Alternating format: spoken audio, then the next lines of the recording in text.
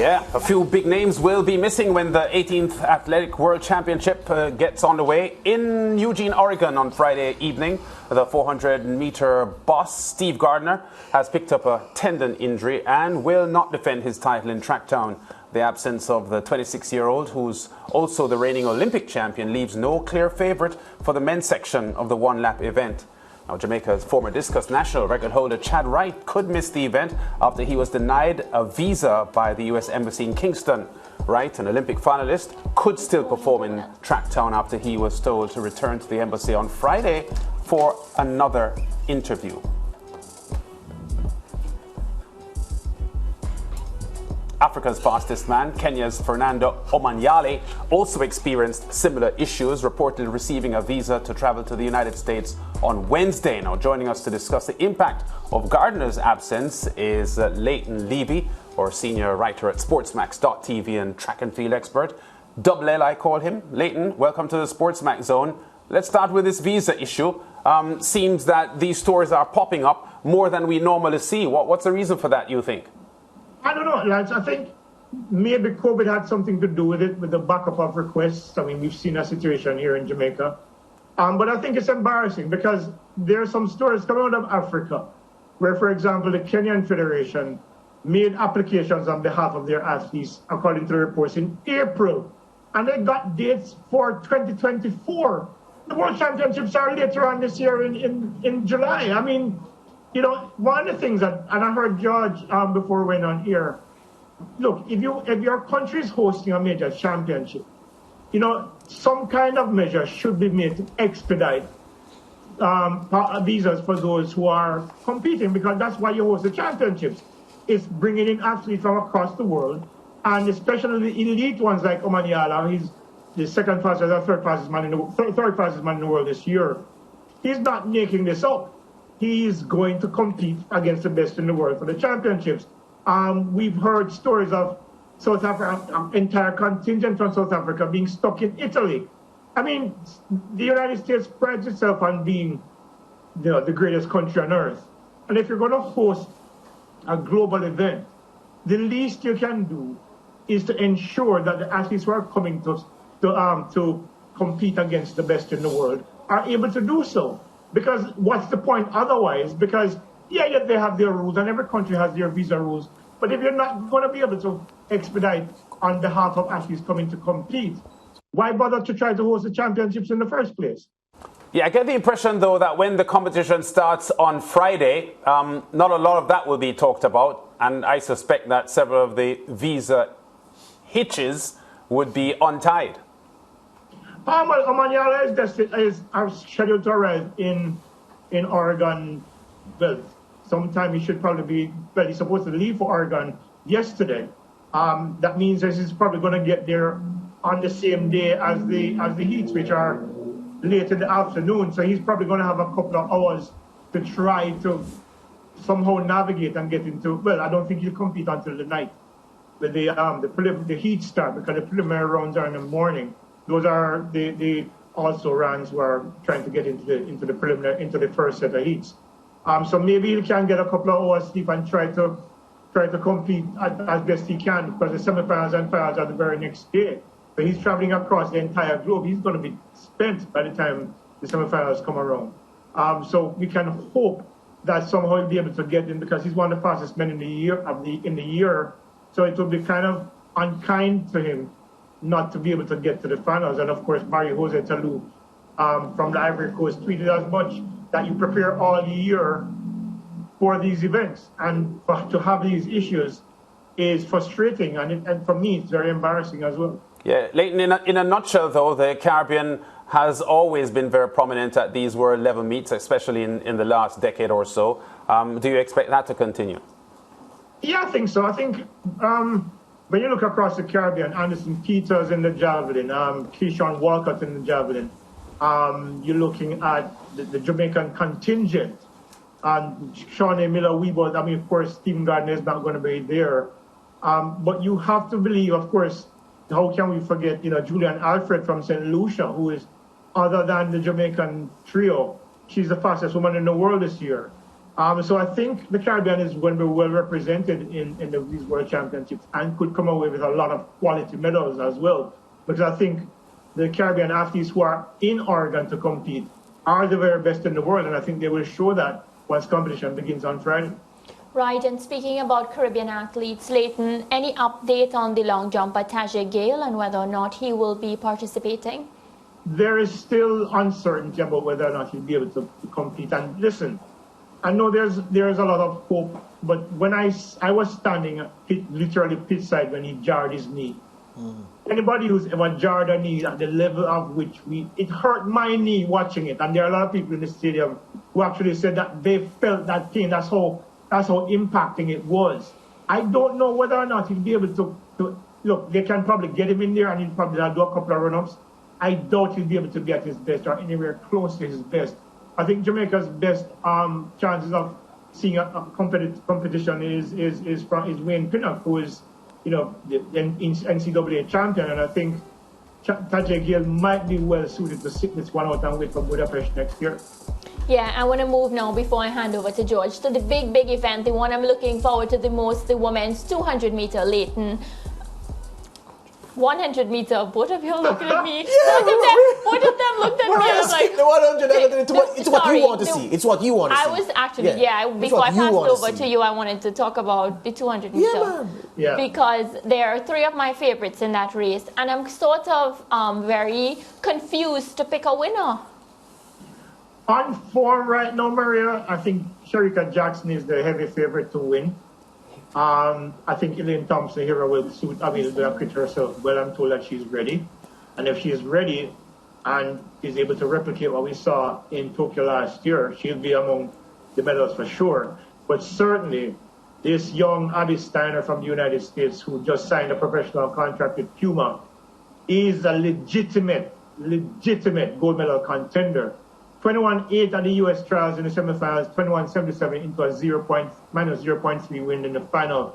This girl somehow belies all the rules that govern how your body functions, because she's been able to run faster after a very long season with more than 50 races in her legs.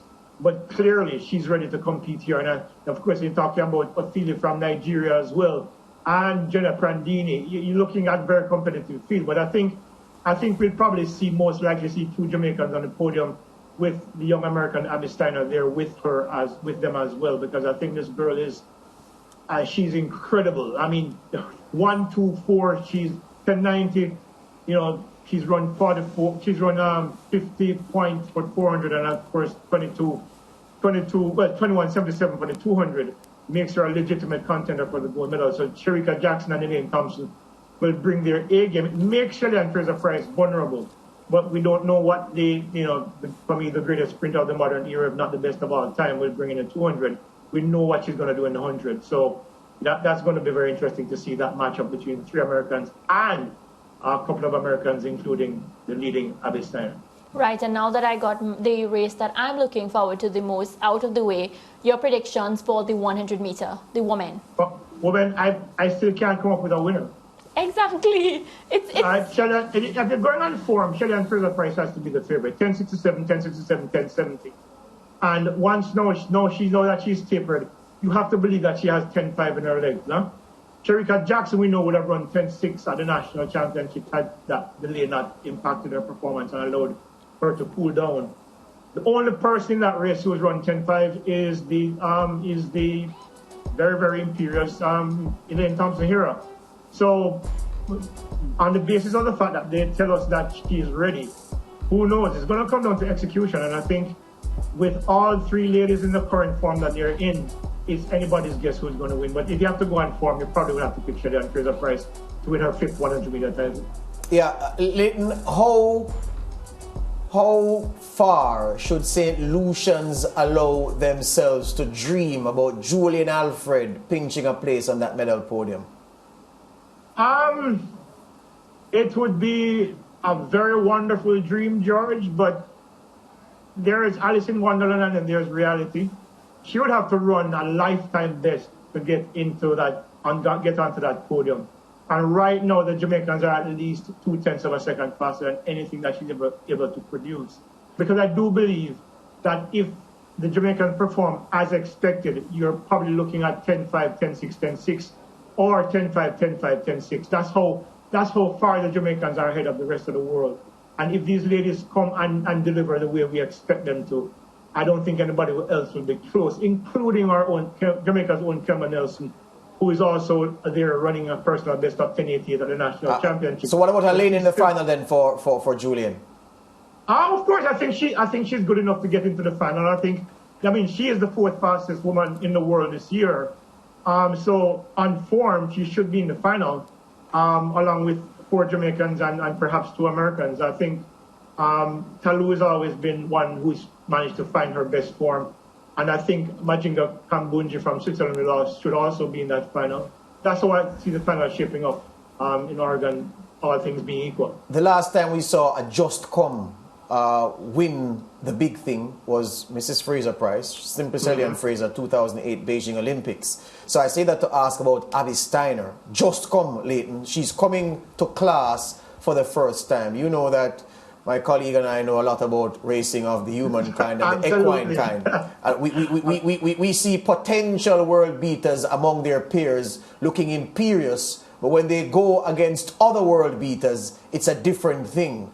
How serious should Caribbean fans think about Steiner upsetting the apple cart and landing gold in that 200 meters? She has a very good chance, Lance. George, sorry. I think when you run 21.77 a couple of hours after running 21.80, it tells you that you have speed and you have speed endurance in your legs. So I know a lot of people, including myself, believe that Sherika Jackson is favorite based on the 21.55 that she ran at the national championships and the possibility, we just even heard from Coach Francis recently, that she could possibly challenge the world record. I do think that Abby Steiner, if for whatever reason the Jamaicans don't execute, she could find herself in that position as a gold medalist. The reality, though, is that I think what we've seen from Elaine Thompson and, of course, Sherika Jackson, and even Shelley Fraser Price, who I think will produce something special in Oregon in both events. Abby Steiner will have to be at her best. And if she's at her best, I think she'll likely end up on the podium and probably break the likely Jamaican stranglehold on the podium position. Yeah. Because she's legitimate and she's quality. And what I like about her is her mental toughness, as exhibited in the NCAA finals when she got that button in the 4x4 relay, no less. 25 meters behind Julian Alfred and I'm trying to remember who Dallas School was, and then circle them as if they weren't even there for a 48-7 split. She's strong and she's fast. And one of the concerns I have in the 200 as it relates to perhaps Shelley and Fraser Price is that Shelley will come off the curve certainly before Abby Steiner.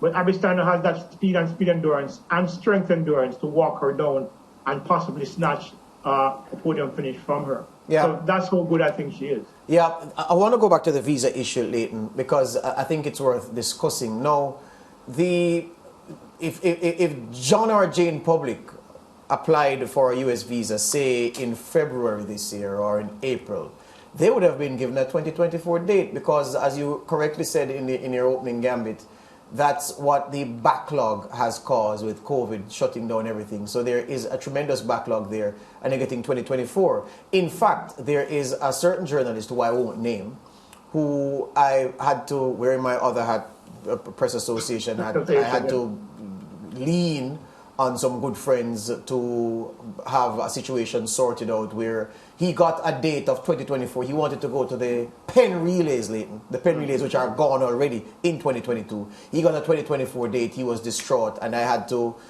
pull some strings for him to get an interview and get his thing so he could go, and he covered well. So I'm just saying that if a national association, when looking at the plans for the World Championships and knowing that that's the climate that you're in, you send to your consulate office, your embassy, or whatever the equivalent is in your particular country, and you make continuous representation and you follow through, it's not strange that people get 2024. It is commonplace. And even people who have been filed for and are going to live in the United States, they've had to wait an inordinate time to finish the last part of that process, when under normal circumstances it would have gone faster. So from me and my understanding of what happens with the backlog, I can't levy any blame at the feet of the embassy officials who get these applications, because they are not obliged just because you say,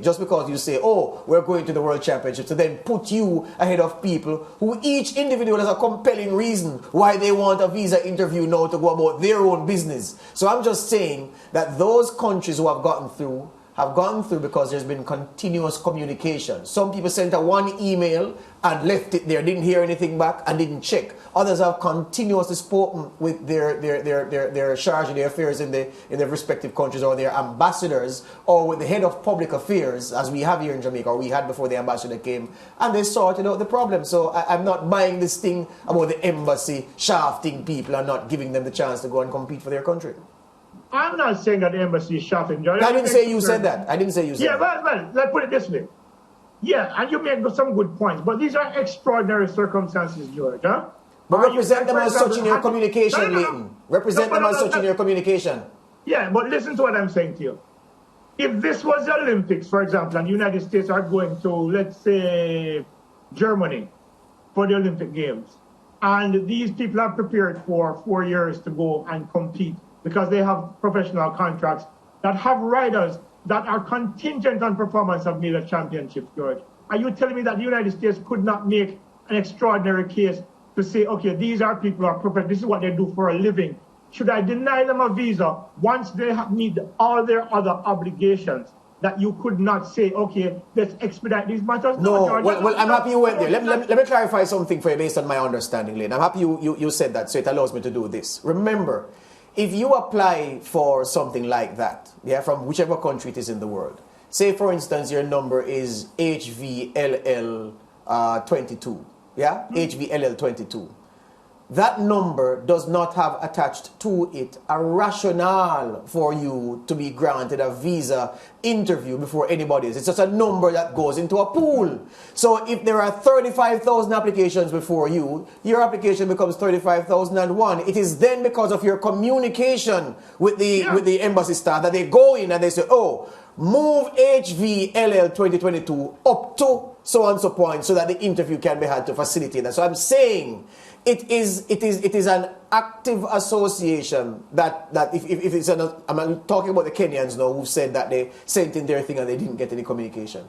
An active association knowing this, who moves in this way, because again, the application does not come with the person and a narrative as to why the person needs a visa. It's just a number in a system, and it falls in line. And the system says, well, we can't get to that before we get to those before it. Yeah, but that's the case, George. Look, the thing is that, and you're right. I mean, if the associations don't make the necessary representation, then the athlete is a mere number in the system. The thing is, I don't know. The thing is, you can only speculate here, but I would believe that if the federations are sending in requests for visas to compete in the United States, certainly, George, some representation should have been, or will likely have been made in terms of, hello, this guy or this girl is going to be traveling to Oregon to compete at the World Athletic Championships in July. I would believe that any administration worth their salt would have done that. Well, what I can tell you is that sometimes when you talk to the people who make the decisions, they tell you that you are shocked to know that, what, they didn't follow up? So yeah, they sent us an initial email and nobody followed up, so we weren't even seized of the importance of getting this thing done. Good news to report, our producer is telling us that Radio Jamaica, the RJ Communications Group, they are reporting that Chad Wright has been given his visa and he is set to travel for Tracktown, Oregon, Eugene, Oregon on Friday morning. Good news, because he had been denied twice before. And so now that he's able to join Travis Michael and of course, Freddie Dacres, they're competing. So good news for him, because the information that I got yesterday, I'm sure people would have seen the story. There was a belief that he was going to miss the World Championships because of the second denial of the visa application. So good news, good representation on behalf of the J3, I suppose. Yeah. And of course, maybe there might have been some governmental intervention as well. So good news there. Lance, your Commonwealth Games. Yeah, just quickly, Leighton, the Barbadians haven't won a medal at the World Championship since Ryan Brathwaite's sprint hurdles gold in 2009. Jonathan Jones, 44-43 in the top 10 of the performance list so far this year. Does he have a shot at medaling? I would want to be optimistic, but I have to be realistic. When you look at champion Allison, 43.70, yes. Michael Norman, 43.56, Kirani James, 44.02. Jonathan Jones would have to do something extraordinary to get on that podium. I mean, not even with the absence of Stephen Gardner, that would have opened up an opportunity for him. He's going to have to run something close to 44 seconds flat, or 44.1, or in that region, to be able to get on to guarantee a spot on the podium. If he's able to do that, by all means, he gets on the podium, because like champion Allison, like Randolph Ross, they have had a lot of races in their legs from the NCAA season this year, and of course, Jonathan Jones has had a few 800s in his legs as well from indoors. So if he's able to overcome all of that potential fatigue in his legs and produce something spectacular, why not? He could be on the podium if he's able to deliver. But he's going to have to deliver within that window of, say, 43.5 to 44.1. And he's already, as of right now, his season's best is 0.3 of a second outside that. So we can hope, because he certainly would have deserved a spot on the podium, but he's going to have to produce something that he's never done before. All right, Leighton, we leave it there. Obviously, over the next 10 days, we'll be talking to you a lot about the Eugene World Athletic Championships, and we look forward to the exciting action coming out of Oregon.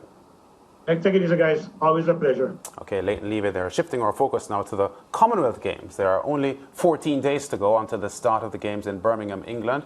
The 12-day event runs from the 28th of July to August the 8th, with 72 nations expected to compete across various sporting events. Now, as we continue our build-up, let's have a look at the Sri Lankan women's cricket team, which will be in action at the Games.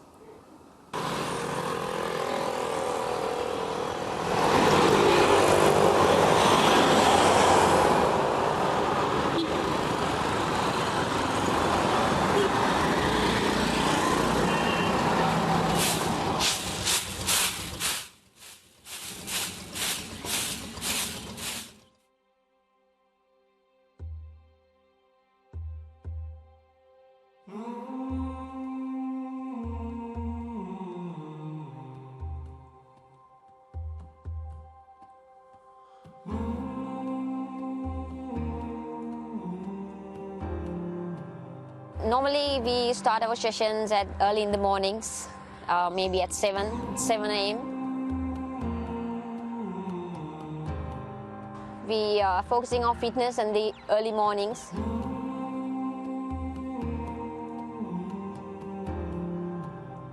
We are doing our gym sessions at between 9 to 10 a.m.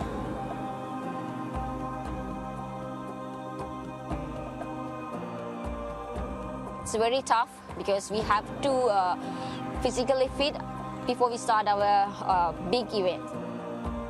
Then now we are doing a skill session, a specific skill session for each and everyone. You can see bowling machine. What we are doing there is range hitting, and we have a spin net and a fast bowling net over there. So normally we make them uncomfortable here, so they will be comfortable in the middle. You can't compromise your training for other things. You have to be at it all the time. This is a huge sacrifice as a woman, as a Sri Lankan woman, especially the marriage. A player needs a marriage, but it's not easy task to do all that stuff. We have to sacrifice our marriage life. Every day I wake up 4:30, 5 o'clock, so I come to ground, starting my training, then I finish my training, I go back to home like 6:30, 6 o'clock. I'm coming from countryside. Now I'm in Colombo. It's far from my hometown, so I miss my family, my mom. Some of the players are sacrificing their education life because we don't get any free time or a fair chance to do that both equally. So So it's not easy. Life is not easy, but in a little age I started cricket because of I love cricket. Still I'm allowed to play cricket. That's why I've sacrificed my life for cricket. Self-satisfaction is the most important thing. As I'm an all-rounder, I would love to do all three departments as much as I can and do the 100% as. I'm really excited to play Commonwealth Games in England, Birmingham. This is huge opportunity for us as a captain, as a team. I'm just trying to go for medal. That's what I want to do because I'm the captain. I'm always trying to lead him from the front. We know how to dedicate ourselves to do this. Sometimes the society doesn't know that we are playing cricket. There is a cricket team. There is the women's playing cricket. They don't know. So many injuries, so many recoveries and stuff. But we are continuing doing this thing that we love. When someone say it can't be done, be the first to do it. That's what my philosophy. So that's always I'm trying to do.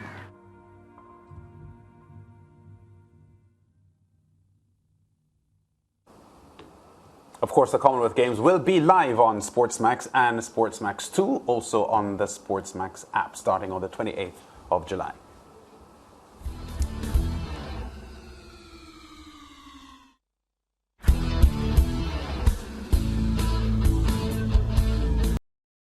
Thank you for watching SportsMax on YouTube. Don't forget to like, share, subscribe, and click the notification bell to stay informed.